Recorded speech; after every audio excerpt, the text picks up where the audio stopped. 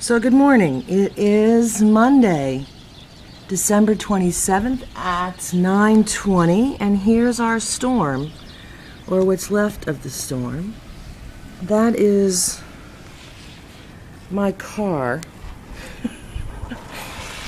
before I shovel, so that's not good. There's Crazy Dawn's car, and she had rotator cuff surgery, so she's not shoveling. Let's guess who's going to be shoveling her car out. And that's Loopy Audrey, who actually looks like she caught a drift and doing okay. Across the street, they plowed a couple times this morning. It looks like it's so wet that once it's plowed, it's staying plowed. We are in a state of emergency, which means those vehicles passing by should be essential personnel. Not, plow.